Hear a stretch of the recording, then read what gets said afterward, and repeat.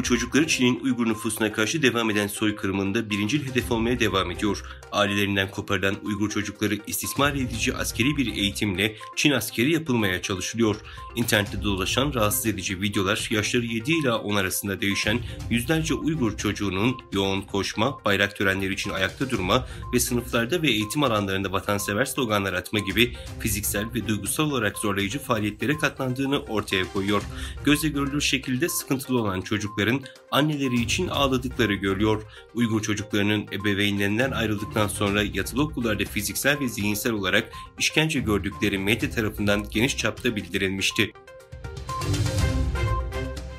Almanya Dışişleri Bakanı 13 Temmuz'da China Koleji'nin ev sahipliğinde düzenlenen bir toplantıda Almanya'nın yeni Çin stratejisini açıkladı. Dünya Uygur Kongresi Berlin Ofisi Müdürü Gayur Kurban internet aracılığıyla katıldı. Ona göre Uygur meselesi Almanya'nın Çin stratejisinde önemli bir yer tutuyor.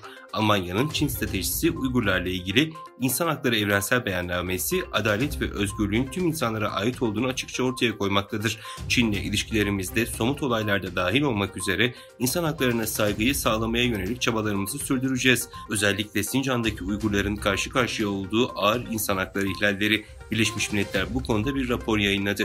Tibet'teki durum, Hong Kong'daki durum, etnik ve dini toplulukların ve insan hakları savunucularının durumu önemli ölçüde kötüleşti ifadeleri kullanılıyor. Petrol zengini Körfez ülkelerinin ABD ile uzun süredir devam eden güvenlik ortaklıklarının geleceğine ilişkin kaygılar artarken Çin'le bağlarını derinleştiriyorlar. Bloomberg tarafından derlenen verilere göre Körfez şirketlerinin Çin'deki satın almalarının ve yatırımlarının değeri yıllık bazda %1000'den fazla artarak 5,3 milyar dolara ulaştı. Verilere göre bu yıl bu tür anlaşmaların sayısı bakımından şimdiye kadarki en yoğun yıl olma eşiğinde.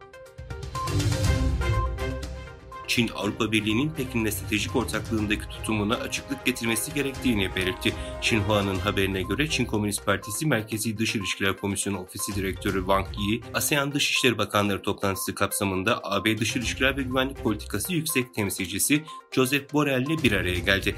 Çin Dışişleri Bakanlığı'nın açıklamasına göre Wang, AB ile Çin arasındaki temel bir çıkar çatışması olmadığını söyleyerek ilişkilerin mevcut temelde ilerletilmesi için AB'yi adım atmaya çağırdı.